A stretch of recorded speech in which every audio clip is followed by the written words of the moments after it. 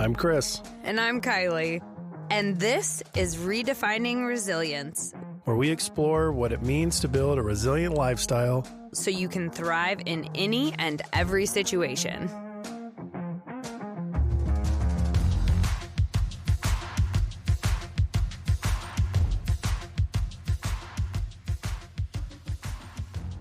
We are here with the one and only Macy Troyer.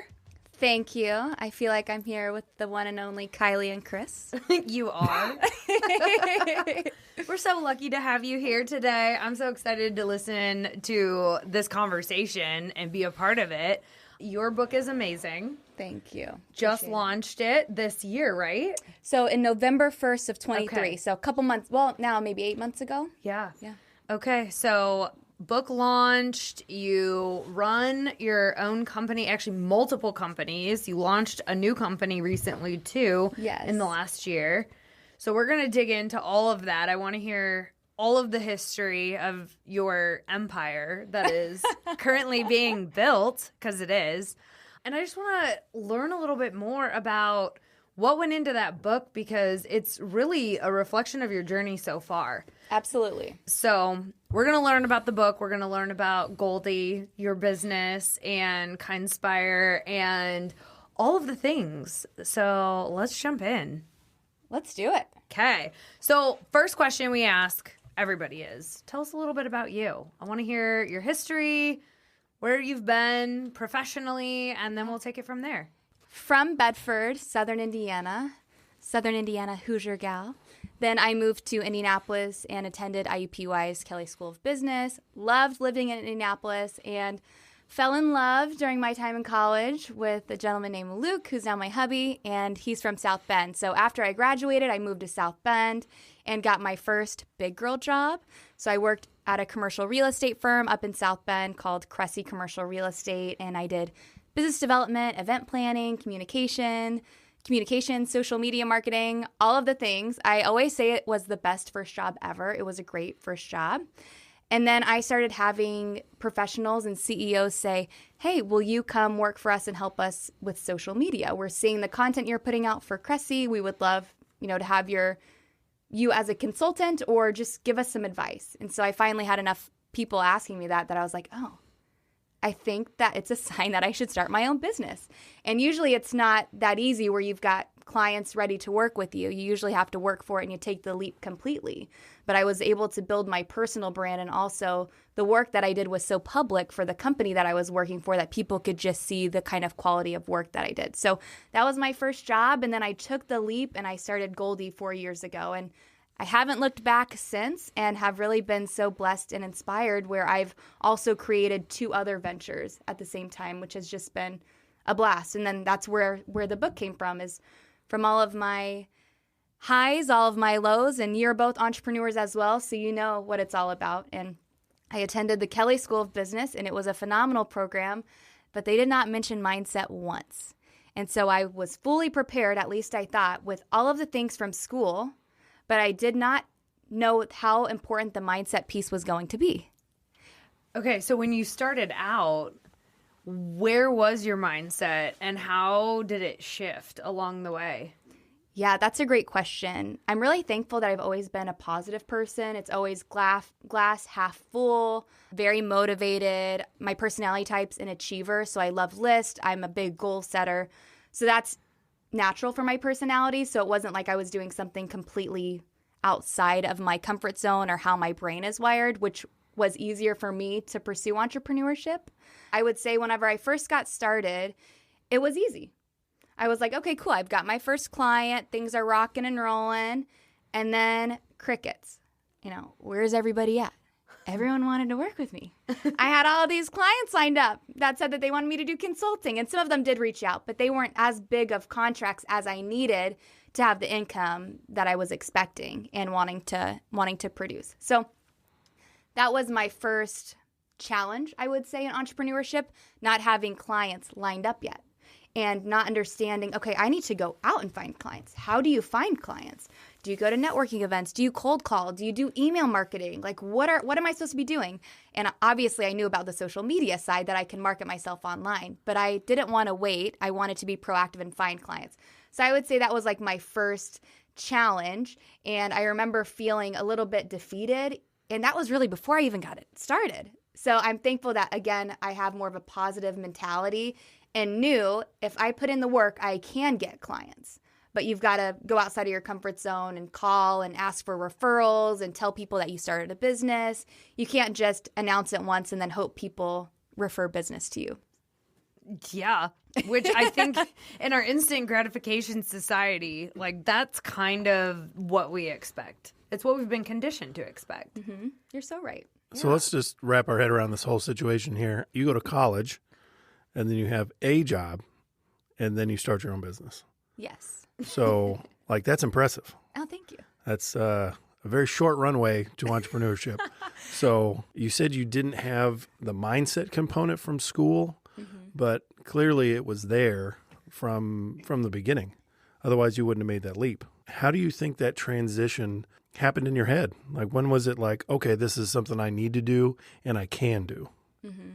When clients were asking me to support them was my big light bulb moment. That was my aha moment of this can be a reality for me. I always wanted to be in entrepreneurship. I just didn't know when or what that would really look like. I didn't think about starting a social media agency. And at the time, there weren't a lot of social media agencies. I knew of 2 of them. One was in Miami and one was in Chicago. And so I was like, well, maybe this is something new and upcoming, which was also exciting for me too, to enter into a market and enter into marketing that isn't specialized quite yet. So there's a lot of digital marketing firms, but we're specializing in social media. So I think I was maybe an early adopter, if you will, to the social media game. So I also saw that as an opportunity to capitalize on businesses and their excitement around social media, but not knowing how to market themselves professionally on the internet. That's like a huge glass half full mentality the whole time. Totally. Because I know a lot of people that have a lot of talent and extreme amounts of talent and just don't have the gumption to do anything with it. To do that at a young age and then just say, okay, here we go. And the only examples being, what is it, Miami, you said, and Chicago. Those are huge, huge networks. And to do that in Indiana, like, yeah. That's kudos, man. That's impressive. Thanks. I think a lot of it comes down to self-belief. And I could have looked at that as a challenge of like, no, not me. But I thought, why not me? There are people that need this service. That's it right there. Yeah. Yeah. Why not? You know, and you think of the worst scenario. So let's say you start a business and you fail. Then what? You just find a job. Where does that come from? Is that rooted back into your childhood? I think so. My family is amazing. And I was so fortunate to grow up the way that I did. And my parents always said, you can do whatever you want. Like, you can be whoever you want. And I wanted to be an astronaut. I wanted to be a singer. Like, I wanted to do all of the things. And my dad never said, you can't do that. He was like, okay, like, you know, these are the things that you need to do if you want to achieve that. Like, they always pushed me and never discouraged me. I was also very involved in sports.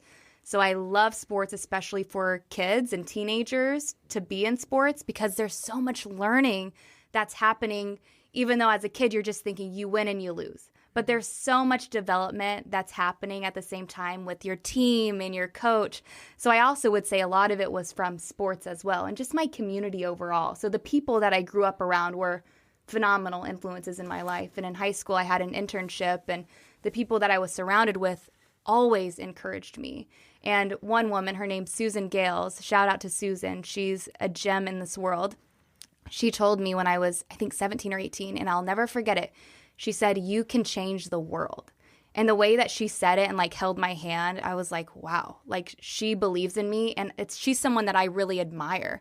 And so that's something I'll remember for the rest of my life. But it's little things like that when people speak life into you that make you have the courage to start a business at a young age with only one corporate job under your belt. So I'm grateful for that. That's so cool. That's so cool. Thank you. So tell us what Goaldy is. What do you do? How do you help your clients? I just want to hear a little bit more about the business. Totally. So we're a social media agency. So we help all kinds of brands and professional individuals to build their brand through social media marketing. So we help them achieve whatever business objectives they have. So whether that's sales, hiring, offering a new product, going into a new territory, whatever their goals are, we're aligned with them to help them achieve their goals faster. So we help with the brand awareness component. We do content creation. We do all of the copywriting, brand management. We help with the reputation management as well to make sure that reviews are good, customers are happy. There's a customer service component. So all things social media management, we take that completely off of their plate where they can sleep at night and not have to worry if there's good content, if messages and comments are being responded to. We take that stress off of them. Love it. And it's probably not obvious to our listeners, but Goaldy is spelled Goaldy. Yes, like goals. Yeah. Goaldy, Goaldy. Yeah. Because I always say we help our clients achieve their goals. And again, back to sports. We're part of a winning team. We want to win. I'm competitive. I like winning. And when we get a client at Goaldy, that's our client. Like, we want them to win. And we're going to do everything to help them win over their competitors. Love it. I love how you align to their vision. Yeah, thank you. Because we're really an extension of their team. And so we are a little picky about who we work with. If we're not confident that we can help them achieve an ROI through our marketing services, then we'll tell them no and we'll point them in the right direction. So we do have to be picky. We're even picky about the kinds of clients that we serve depending on what industry they're in. If it doesn't align with the Goaldy values, then it's a no for us. And I love that because you're coming from a place of abundance. Absolutely. And scarcity would tell us, no, we need every client that we can possibly get. But no, the selection process is so important. And if more people operated their businesses like that, we'd have far more satisfied consumers also. I think so too. I didn't always have that mindset, I will say. Whenever I first started the business, I was like, oh, this person's starting a business and it's marketing. Like, what if they take clients or, clients from me? And I did have a little bit of a scarcity mindset. But now I don't believe that at all. There's enough clients, there's enough business for everyone out there. And it's going to be more painful if you take them on, even though you're not completely aligned and can't help them. That's right. Because they're going to be frustrated, you're going to be frustrated, and it's just not worth it. So being upfront about it and referring them to somebody else or telling them that you're not a good fit is great. Even if it's not a good personality fit, I would have to say. Companies I've worked for, we always said, not every dollar's a good dollar. So, yes, you might win that client, but at what cost? Yeah. Yeah.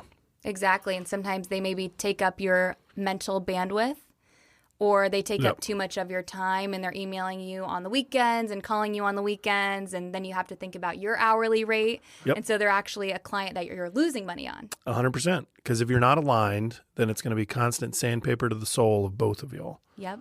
Yeah. You got it. Yeah. Okay, so you wrote a book. Woohoo! That's so cool. First off, Thank not you. an easy feat. So kudos to you for Thank doing you. it. And I'm curious, what prompted you to write the book? Yeah, so I had friends that were asking me if I, would start a YouTube channel and talk about how I started my business, or friends saying that they want to get with me for coffee. So I'm actually meeting with 2 of my friends tomorrow to talk about how to start a business because they're interested. So I had some people talk about it. And then just based on my reflections, the mindset piece was the hardest part. And I know that I am probably more positive than a majority of humans around. Yeah. And so I can't imagine when they're hitting roadblocks, what they're thinking and feeling, because I hit roadblocks and at times I felt really alone and in a dark place. And I was able to pull myself out because of the way I see the world, the way I grew up, how I am a glass half full kind of person. But I kept thinking about the one who wanted to start a business, but their mindset is the reason why they gave up. Yeah. So they have this great dream. They never pursued it, or they did, but they didn't give it 100% because of their mindset. And so I wanted to write that book to encourage people and remind them of the power that they have to start a business. And during this time that I wrote it, it was a 2-year journey. There were a lot of layoffs. There was a ton of uncertainty with COVID. And so instead of hoping and wishing that your employer will, give you a raise or present this or do this, or you can work from home forever so you'll be happy, or whatever it was take power into your own hands more than ever before, and don't have a victim mentality where you can take life into your own hands if you do have a desire to start your business. And that book is to help them with the mental aspect of, you're going to face challenges, and people don't really talk about that in business. But check out this book. Like I'm pretty vulnerable and share a lot of examples in it. And the hope is that it gives them a glimpse into what it could look like and how to overcome those challenges. Well, and I think you said it beautifully, because it's not a matter of if you're going to face challenges. It's you are guaranteed to face challenges. And that's not even being an entrepreneur. I think that goes for any aspect of life. Like if you're a human and you exist on this planet, be prepared for challenges. That's why we started this whole podcast, because we have to teach people how to be resilient so that they can handle whatever shit life throws at them. Mm-hmm. And as an entrepreneur, the only difference is the buck stops with you. If your business fails, it's on you. Right? And that's 100%. That's a heavy load to carry. But it's also really freeing. Yes, I'm with Chris. Yeah. It's like once you take control of your life, once you decide there's no white knight but the guy in the mirror, then life is a lot easier, because then you're not waiting time to make a decision right that second. So I think it's easier. Yeah. But it is terrifying. It is definitely terrifying. But that's the beauty of life, right? Yeah. If it's not scary to some point, then the reward is a lot lower. Yeah. You You're know? right. And Macy wrote in her book about smarter goals, which we actually talked about on our podcast at the beginning when we were in the vision domain. But the ER on smarter goals is exciting and risky. And you nailed it, because you align with that, and you have the same approach when it comes to goal setting. Talk a little bit about some risky but exciting goals that you've set for yourself, and like, how did it go? Because it's not ever a straight line to get from point A to point B, B being the goal, right? Our destination. Yeah. So do you have some examples where you've set some lofty goals and maybe it didn't work out as you planned, but... Yeah. So whenever I first started Goaldy, I had all these big goals. I wanted a huge agency. I wanted it to look like this. I want a physical building one day. I want to be international. I had all these ideas of what I thought the goal was going to be and what I thought I wanted before I really even started. My goals have shifted along the way based on my lifestyle, what I think is best for the team, how we can best serve our clients. So my goals have shifted with my view for Goaldy, and I'm open to those goals also changing. I'm a goal setter, so I'm constantly setting goals, even if it's, hey, I need to knock out these 3 things, before 9 a.m. to give to a client. So I'm always goal setting. For bigger goals, I can give an example with Kindspire. I wanted to get a pretty large following on social media when we first launched, and I was not successful with that. And we're still trying to build a brand around that and tell the Kindspire story and how the product works. So that's a goal that I set that I did not achieve. And it's, to me, I'm like, this is completely fine. We need to adjust. So let's look at the metrics. Let's look at what's working and what's not, and we just continue to adjust. And I think if you're not hitting your goals, sometimes it's just something as small as an adjustment. Maybe it's too big of a goal, or maybe, you need to have a bigger timeline, for example. So giving yourself grace in the goals instead of beating yourself up and saying, oh, I never achieve any goals. This is all me and I'm bad. It's nope. I'm giving myself grace. I'm not giving up. Let's adjust and continue going. So your goals don't have to be concrete.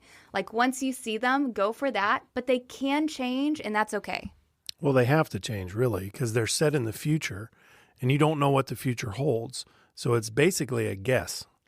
We talked about it all the time, or we do, with like weightlifting. I have no fucking idea what it's going to be like in 6 months, but my goal in 6 months is to do X. I mean, I've been presented with it my whole life in this career field of failure once you get there. But failure is just data. And all it's saying is this did not work. So let's revamp the program. Let's find out what didn't work and what did and move it around a little. but there's still progress in failure. Failure is just end of the envelope. You're pressing the envelope, finding a new edge, like you say all the time. Mm-hmm. I think that's so beautiful, too. Like, we're always learning. And if you've got the lens of I'm learning no matter if I fail, quote unquote fail, or succeed, you're always learning, you're always evolving in your journey of entrepreneurship and life. Like, you're learning these beautiful lessons that you can share with somebody or keep for yourself. So there's always good, even if it's perceived as negative. In the darkness, there's always light. Well, and I don't know about you, but I don't really dwell on the successes, just like I don't dwell on the failures. Yeah. Like, all of it is just information. And honestly, once you hit a goal, it's like my next question is, okay, what's my new goal going to be? Me too. Yeah. And once you get used to like enjoying the process of setting and attaining goals and realize you're never going to arrive anywhere. I think that's what can be depressing about goals. Is you set it, you think all of a sudden I'm going to get here and it's going to be fireworks and cheers for the rest of my life. It's just another day on the same planet, in the same body, doing the same shit. You just reached a goal. You just reached a point that you set out in the future. So then what? Yeah. That's why it has to be aligned with a vision. It absolutely has to. Yeah. Or you reach it and then you're just there. You're done. Game over. Yep. And I've got a good example, so I'm going to get really real with you guys. Let's hear. So 2 years of making this book, editing, partnering with, companies to edit, to, perfect my voice and the story with it. Like, I mean, that was a lot of work. November 1st hits. It's like the best day ever. Like, a ton of support from friends, family, like just a ton of people sharing it out. Hit Amazon bestseller, was so excited, blessed, like the best day ever. The next day, I'm like, okay, that was a good day. Now what? Yeah. And so I was like thinking, am I not grateful? Like, what? Like, where is this? I had such a high. And then it was like, okay, now what? What's my next goal? So what I sat with is, okay, I should actually just like be grateful for what I was able to do with the people who have helped me get here, because I wouldn't have hit all of those, check marks of the Amazon bestseller without my friends and family supporting me that day, which was huge. So I also learned to step back and also just kind of celebrate for a little bit. And I think that's big, Kylie, is like, yes, it's easy to keep going and never look up, but I think it's a beautiful reminder of how strong you are and how many beautiful lessons you've learned when you can look back and be like, oh my goodness. Like, I remember when I had just one client, and I remember anytime I had a prospect call, I'd get so sick to my stomach. And I got 5 prospect calls, just to know that you've been growing and there's so many lessons that you've learned along the way. So I've been a little bit more intentional about taking a step back and being like, oh, that was awesome. Like, that took a lot of courage, or that was really scary, but you still did it. And I also have to give kudos to my husband. He often reminds me of like, hey, like, you should celebrate that. Like, that's pretty great. That's really cool. So he's a good partner. Well, and I love that, because we don't stop and smell the roses often enough. And that's where I think the true magic comes in, when you do stop and smell the roses along the way. And you are grateful for the wins, but you're also grateful for the effort that went into creating the wins. Mm-hmm. So it's not necessarily about the book launch, but it was about all the conversations you had with people leading up to the book launch. It's the fact that you grew your following in order to prepare for the book launch. It was the people that left you a review each time about the book, the little messages you get from friends when they say, oh my God, this is amazing. Because I think I've sent you 5 of those myself, because this book is so good. I'm serious. Like, it needs to be an entrepreneurship like textbook in schools, because it is there's so much meat in the book and like tactical things that you can execute. But to go back to the stopping and smelling the roses process, like, part of that is enjoying the discipline that went into creating the outcomes. So what does discipline look like in your life? Ooh, are we talking business, personal? Both, because there's no I think they're all the same. How you do one thing is how you do everything. Yeah. So if you are really gung-ho about work and then you have a shit personal life, like, that's not balance. Yeah. That's not a winning life, right? Your recipe for success is when discipline is across the board in all facets of life. So I know you're disciplined in all areas of your life. Yeah. I'm curious to know what it looks like for you. Yeah, for me, like, my number one priority is to have joy and to spread it to others. Like, that's my thing. And when I have that vision of that's my thing, I have to be disciplined to continue that joy.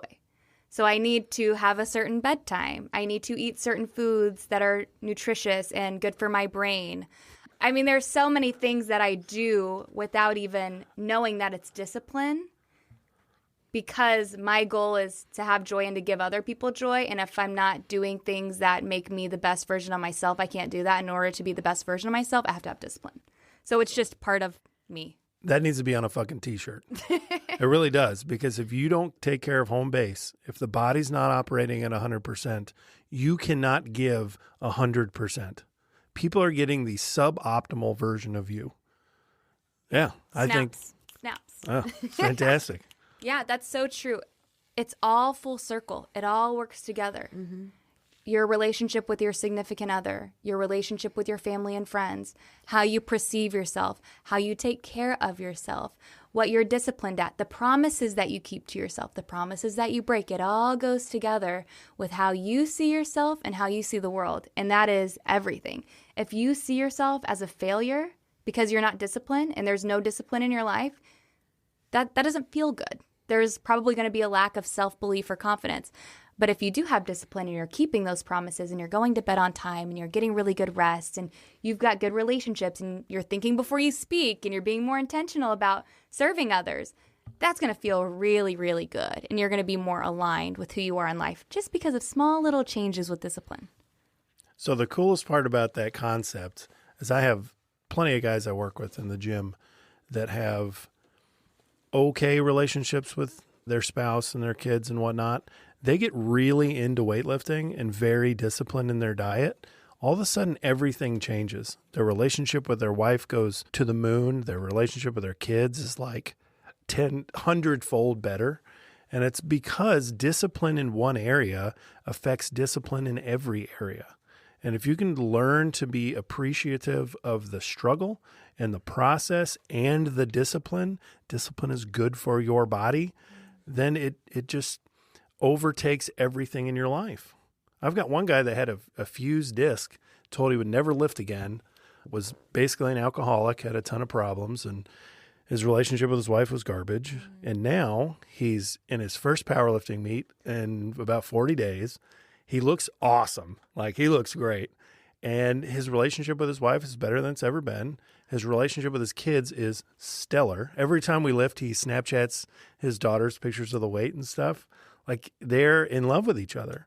Like, this is really cool. And it all happened because the discipline, well, first was out of whack. It was all work and nothing else. And now it's work and then the gym and diet. And all of a sudden it's work, gym, diet, family, social life. Everything else is now in line. Luke essentially operates like an entrepreneur because he runs his own brokerage practice within a firm. So I'm curious, how do you guys support each other in business? That man, he's so amazing. Yeah, we have a lot of conversations about business. Back to discipline.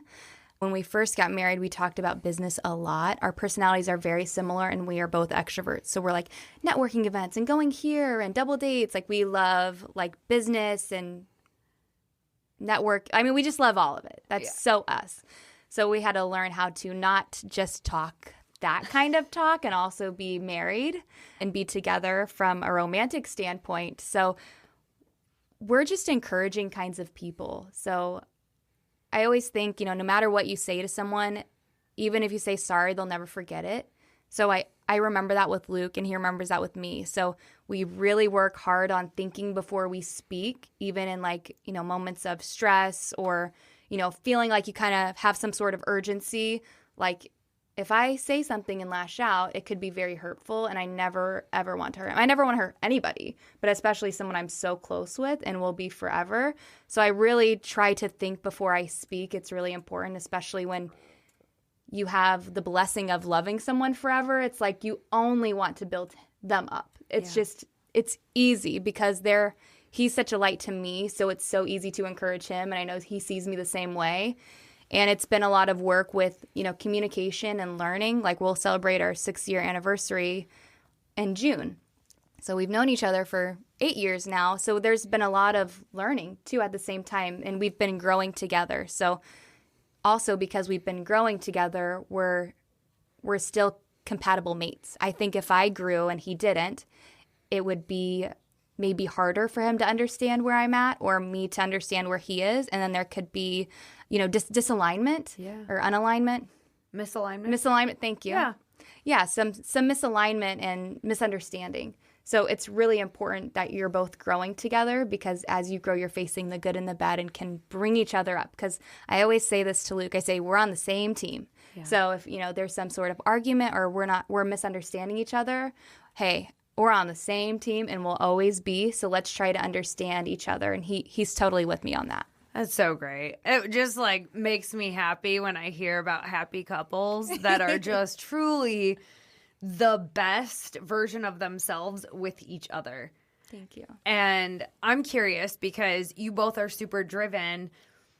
What are some goals or some things that you two are both actively working on right now? Mm-hmm.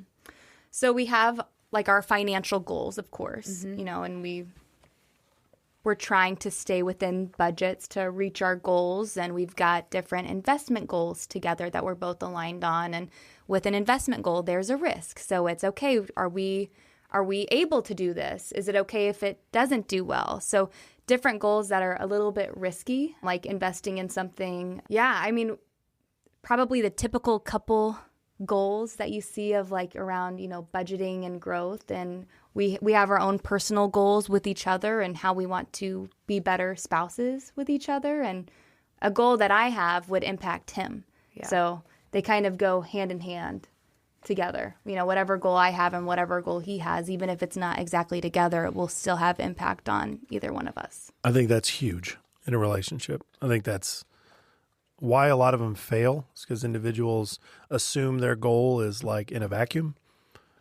Yeah, I think that's impressive.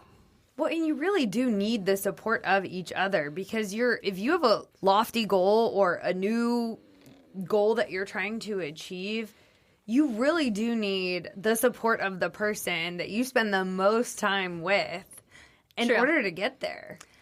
Yes, and Luke has been incredibly supportive. Have there been moments where he's like, you're kind of crazy? Yes. But I believe in myself so much that even if he's like, this is a really big goal, or, I don't know if you're going to be able to do this, I don't care. I'm doing it. And I'm going to do everything in my power to hit this goal. So I still fully believe in myself, even if my significant other maybe has a little bit of doubt, because that's just his perception. He's just sharing what he knows and what he's seen and maybe what he believes about himself.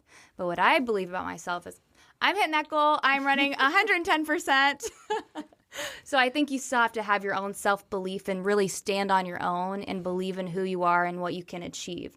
But having the support from somebody else means everything. If Luke doubted things that I did or didn't believe in the mission of Goaldy or Kindspire or Equidesigns, any of those things, I probably would feel insecure. I wouldn't be able to help myself because he's someone who knows me so intimately. So if he doesn't believe me that I could do anything and is saying negative things, then that's going to impact me and maybe how I perceive myself. So encouragement for each other is huge. You have to be each other's biggest cheerleader. Yeah. So, yeah, it's cool. Yeah. It's cool to see people in a relationship like that. I think that's awesome. I know we have that, Kylie and I. She's my absolute biggest cheerleader whenever I compete. She's my pit crew. She's awesome. So it's very cool. Very cool. You two are precious. Yeah. I think we have the dopest life ever. So I love every part of it. So that's amazing. And what about you two? How do you two stay aligned with your goals? You guys are both huge achievers and you've got a lot of things going on. So how do you two do that? Look, Macy, we ask the questions around here. Kylie was like, I'm not ready. No, we can answer that. Yeah. I think there's a lot of different things, but Chris very frequently will ask me, hey, what can I do to make your day easier? Or is there anything I can help you with today? If he knows I have a busy schedule on Zoom or with meetings and stuff, we'll prep food for each other because, like, again, like you said, the nutrition component is super important. And so, like, we both stick to a very structured diet, and you know, he eats the same exact thing every single day. So it's really easy. I can always like prep a smoothie when I don't get distracted doing other things, but like real easy for me to like do little things like that for him. You know, I know and the other thing we do is every single morning we have coffee together. Our grounding in the morning is super essential. So like it's almost a non-negotiable. There are very few times we'll make exceptions to this, but we don't do meetings before 8 a.m. For that purpose, because our mornings are designed for us to slowly enter into the day and not start the day with anxiety and rush. And that's just one chunk of time that we hold so sacred. And then other things like just holding each other accountable. Hey, you said you were going to do these 3 things this week. Did you get those done? Where are you with this? Let me update the dry erase board because we have one in our kitchen. And we keep track of all of the things that we're trying to build habits around or our goals that we want to keep front and center. You know, I probably nag a few times about silly little things like, hey, did you see that email? Or let's look at our schedules, or like, we constantly look at each other's calendar to see, like, okay, here's your day tomorrow. Here's my day tomorrow. Maybe we can get a workout in together, things like that. So I don't know. Did I miss anything? I think it's all just communication. Yeah. If you don't know what I feel, when I feel it, or how I feel, and I don't know how you feel, I'm in the dark, and I make decisions based on no data. But I have your goals. I have your wants, your needs, your passions all aligned. Like, I understand them, then I can make decisions based on that. And the happier you are, the happier I am. And if the goal is to make your partner live the best life possible, and you're doing that for each other, I mean, this is no brainer, you know? It's very, very easy. Yeah. And I think we've been lied to a lot in society, saying you got to find the opposite. The opposites attract. That is not true. We are very, very alike. We took a DISC assessment. We're the same. Yeah. So like, Yeah. we're like right in line. Same 5 motivators. Like, Oh, that's amazing. yeah. But I trust her to speak the language that I speak to people, and she trusts me. And it's just, it's all about communication. That's beautiful. And I just think of all the lives you've already impacted alone before you connected, but also together, and how many lives you will impact more throughout your lives together. That's totally the vision. So special. It feels, what a gift. Yeah, it feels like we are very much living on purpose right now, and things have been aligning, you know, effortlessly. And that's really, I think, where, I mean, it when you said I had people asking me when I could help them with their social media, like, that is the universe aligning. That is God telling you that, hey, I'm putting this in front of you. You just have to accept this opportunity and follow it. And I feel like once you are with the right person, once you are doing the right things, like, everything is happening so effortlessly. And it's when things are really hard that we have to take a pause and just say, okay, there's something here that I'm trying to force that might not organically be happening for me. And maybe I need to reevaluate whether or not this is truly meant for me, or this is something that maybe I need to rethink and pivot. And I really do think, like, I'm curious to know your thoughts. What role does intuition play in being an entrepreneur? I talk a lot about that in the book. There's a lot that goes into it to have intuition. I think in life in general, intuition is always speaking to us of, okay, should I talk to this person? Should I introduce myself? Does this person need help? Should I not go down that way? Should I go down that way? I mean, intuition is always communicating, at least to me. And I think if you can't find intuition, there's some nuggets in the book if you're needing to tap back into that. In entrepreneurship, I think it's huge. Yeah. I've had a few feelings, and it is a feeling. There's no data, unfortunately, with an intuition. A few feelings sometimes of, okay, maybe I shouldn't communicate with this professional after this experience, or maybe I should not form a partnership with this person, or, you know, and business stuff. And I've listened to it, and it's been good. So for me, it's keep listening to that. If something feels off, if it didn't feel authentic or organic, it was off. You don't need to overthink it. There's a reason why it didn't sit right, and that's fine. Just recognize it and move on. So I think intuition is huge for entrepreneurship. Absolutely. If you're feeling like you should go up to someone and introduce yourself, go up and introduce yourself. There is some reason why you're feeling like that. Mm-hmm. And you keep seeing that person at, all over your community or at networking events, go talk to them. There's a reason why you keep seeing them. Mm-hmm. So like being more intentional about what are those signs that I keep seeing and then acting on them. Well, what's funny is you were on my brain for the longest time, and then we ran into each other twice in 1 week at different coffee shops in Carmel. And then Chris said, I saw Macy at her car or something the same week. And I'm like, well, the universe is telling me I need to spend more time with Macy. 100%. Yeah. Signs like that. And Yes. I'm so glad that you did reach out and that we hang out and communicate more. I know. It's the greatest. And I love surrounding myself with people who are so energetic, so inspiring, so uplifting. And I mean, that's truly the feeling I got every page of that book that I was reading. And it just like I heard your voice inside of my head as I was reading the book the entire time. And I'm like, I just feel like I have the biggest supporter right now. Oh, good. That makes me so happy. That's exactly what it is. Yeah. You have a lot of self-confidence. And I think, what about the people who don't? So I want to remind them, you are amazing. And even for you who has self-confidence, it sounds like it was even more encouraging for you. Maybe give you a little bit of a boost of energy. Yeah. Well, and there has been times like when we get stressed out, we can't hear the intuition. Mm-hmm. If we are in a fight or flight mode, it's like we've put our intuition on mute because we can't handle any more noise. And that's really when we start to make mistakes and we start to lose our confidence is because we can't hear the voice inside of our head guiding us or we can't follow those gut instincts because it's just there's so many other distractions that are weighing on us. And so I think you're right. Like the intuition part is so crucial. Yeah. And if you look at the human body, if you don't feed it correctly, treat it correctly, work out, take care of it, maintain healthy structures and patterns, you're more active in your limbic brain and less active in your prefrontal cortex. You cannot make good decisions because your body's in fight or flight mode. It's like people that drink all the time.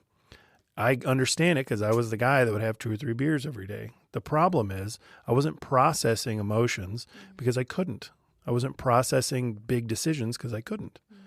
So if you don't have those things in line, and you don't have, say, the intuition kicks when you're walking into a room, maybe take a step back and say, what's going on in my personal life? How am I feeding myself? How am I treating myself? If I'm not treating myself with respect, if I'm not taking care of my body, how can I expect it to run at an optimal rate and speak to me?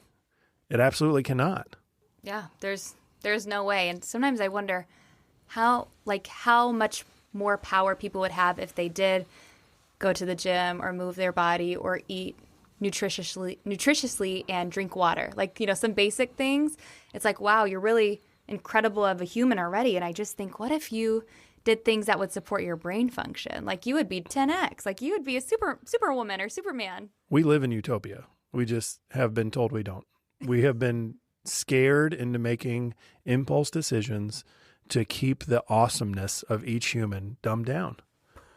I wholeheartedly believe we live in utopia. So I think so too.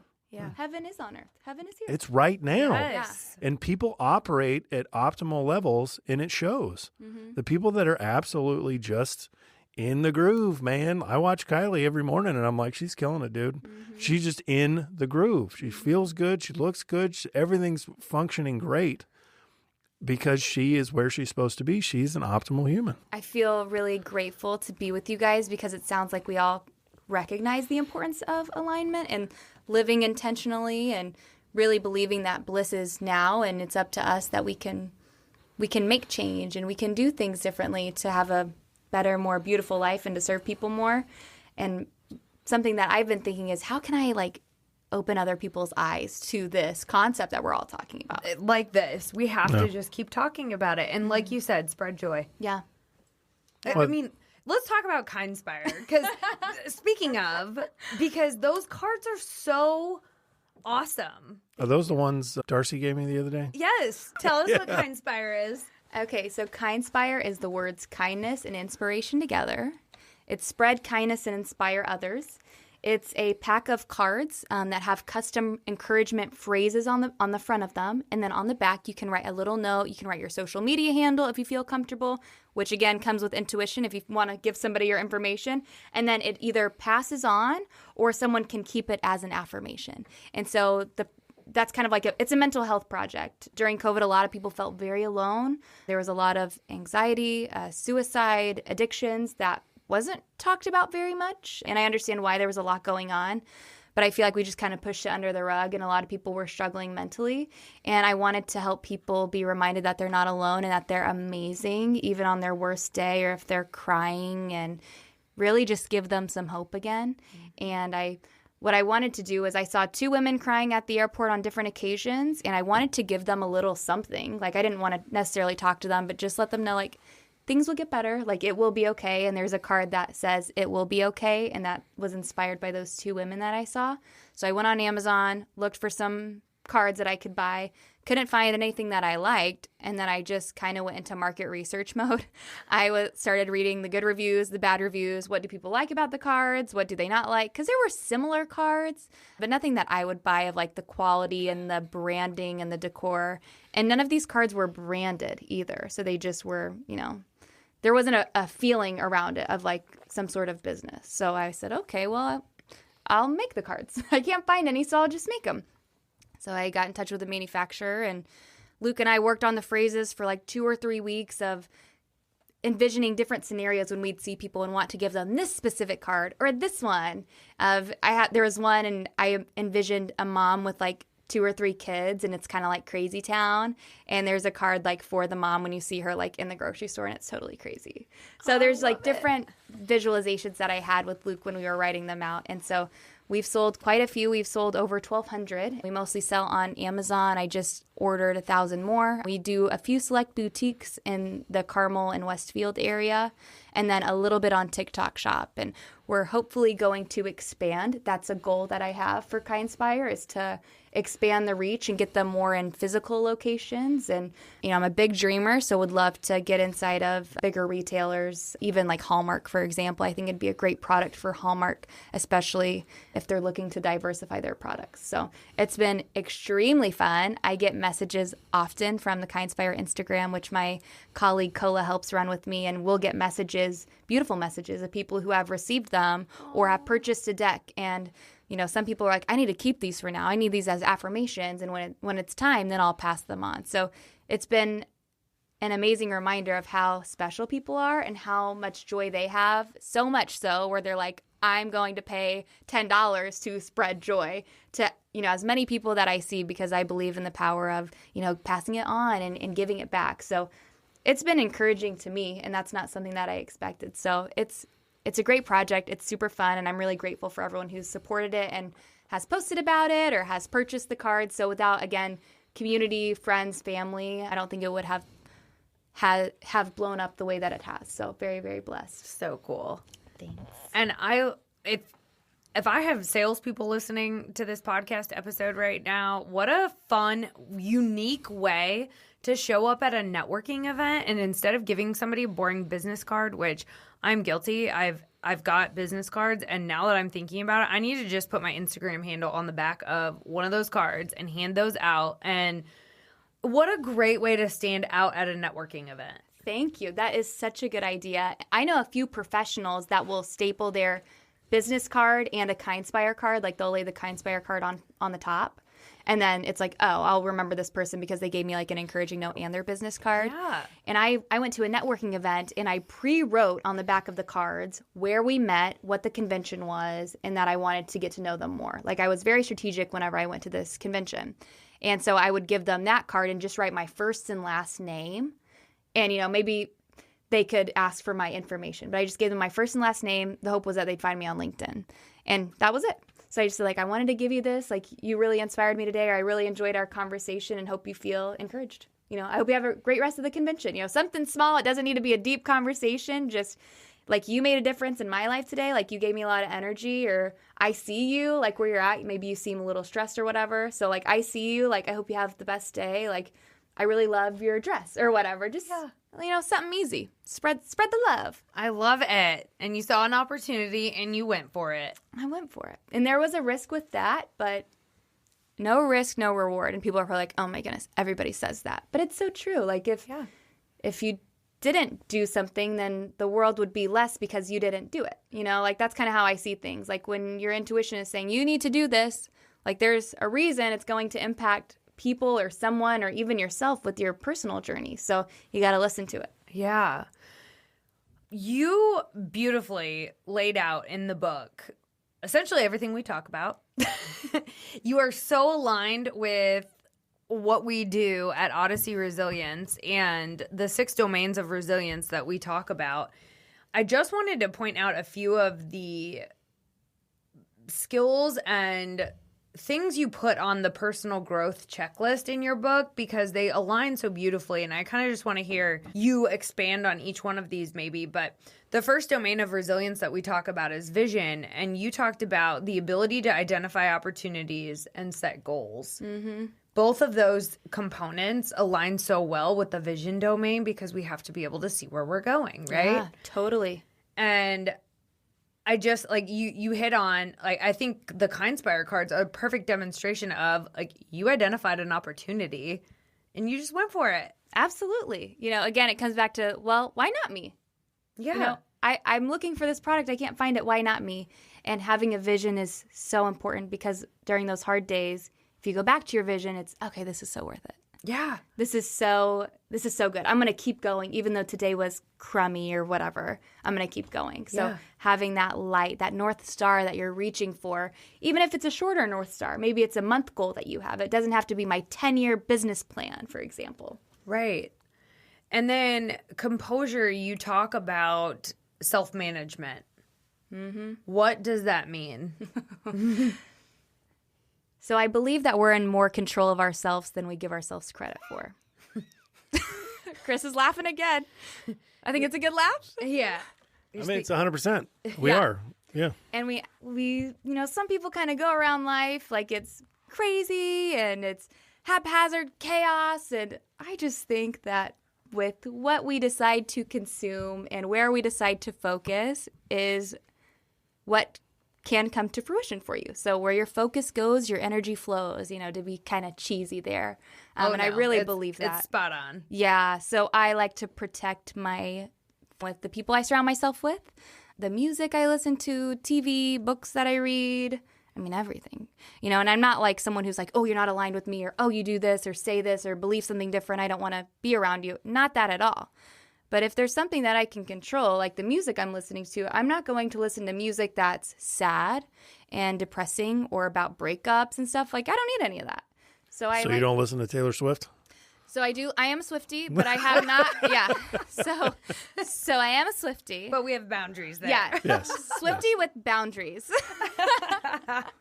So yeah, I think we're in a lot of control, and I think people just really need to be reminded of the power that they have. We can make change. You can become the best version of yourself. You can be happy, but it takes discipline, and it takes time and going within, understanding your feelings and your thoughts and being alone with them. And for some people, that's really scary, and that's okay that it's scary. But I think it's beautiful to understand who you are, because there's a reason why you're existing on this earth. You've got a unique story to share. So just figuring out, wait, who am I? Who am I? Which is kind of a crazy thought too. Who are you? And do you say that you're your job, or that you're this kind of person, or that you're your ethnicity? Like, what is it who are you? So I think just going within and understanding your feelings and how you see yourself in the world, and traumas that you've had and where you've been hurt, and how you can be more open and love and excel in life and serve others is really where it's at. And we just have more control over ourselves than we give ourselves credit for. Totally agree. Next domain that we talk about is reasoning. And we're actually in the reasoning domain on the journey of this podcast.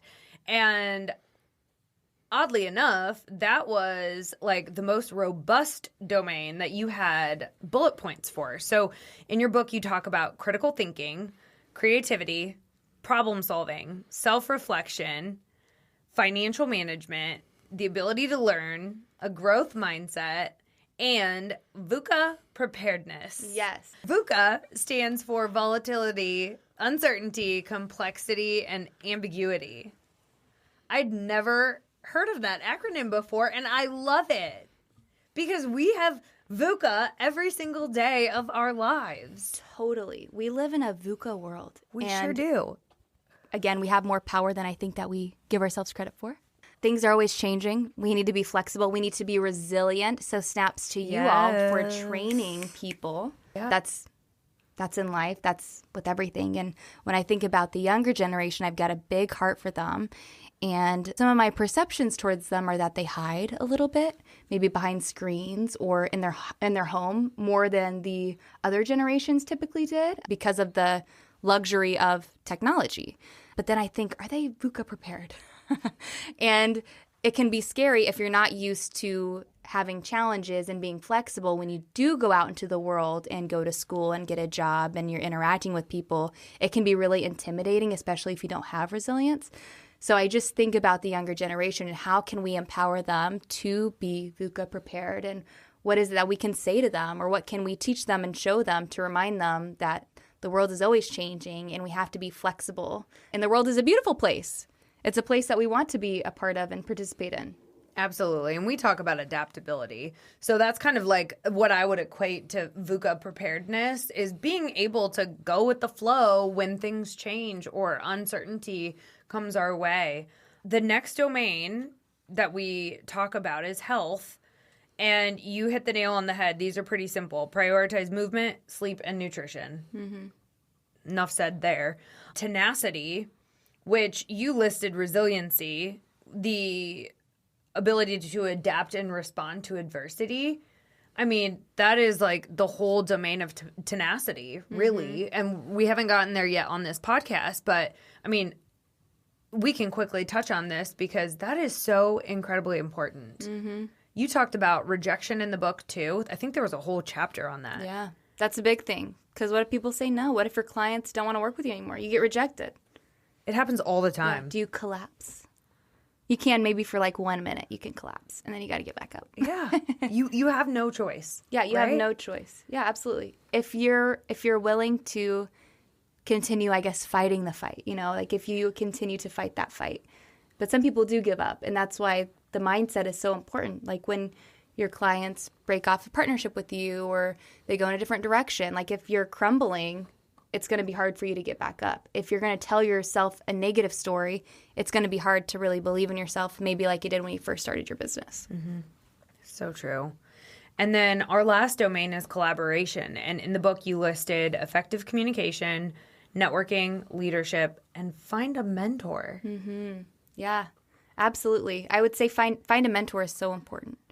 Mentors will help you fail faster or not fail with certain things that maybe you would have chosen because of your mentor advising you.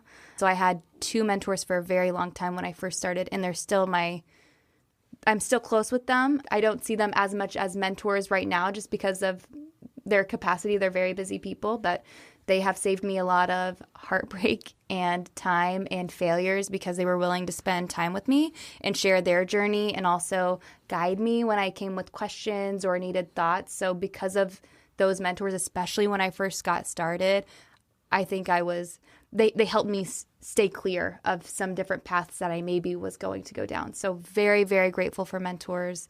And I think a lot of people can be mentors without a formal relationship.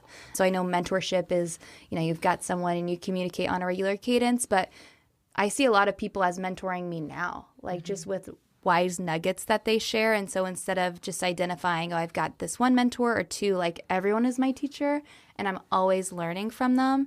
So even if it's not a formal relationship, there's a lot of people mentoring me without knowing it. That's amazing. Okay. How can people get connected with you?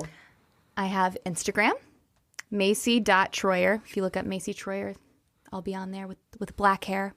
LinkedIn would be great as well. So utilize social media. I would love to connect with any of you who are listening, I have a really big heart for you if you are an aspiring entrepreneur. And I would love to talk with you about that journey. If you're wanting to take the leap, if you're interested in getting the book, I'd be happy to maybe work out something where I just kind of meet with you for coffee and maybe give you a book. So if you're willing to take that risk and bet on yourself and say, hey, I'm going to meet with this person I don't know, and I want to grab coffee with her and talk with her, I will bring a book to you. So the first person who reaches out, if there is someone that reaches out, I would love to do that and would love to help you and just talk with you because you have more power than you think.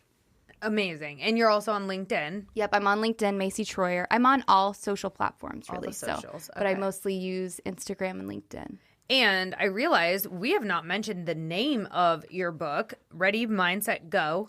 Woohoo! Yep. Ready, Mindset, Go. Yes. So find that on Amazon along with the Kindspire cards are on Amazon for like $10, right? Yep. They're amazing. Get yourself a pack. Give them to your friends. Give them to your family. Drop them on somebody's windshield for crying out loud. Totally. Just like, spread some happiness and joy. Yes, 100%. We will drop a link to both the book and the Kindspire cards in the show notes. Make it real easy for you. And reach out to Macy with any questions, or if you want to take her up on the offer to grab coffee if you're local to north side of Indy. We would love for future connections to be born from this awesome conversation. And Macy, thank you so much for being here. Oh my goodness. Thank you both. You Yes, are thank you. amazing hosts. So your amazing power couple is an honor. Thank you for having me.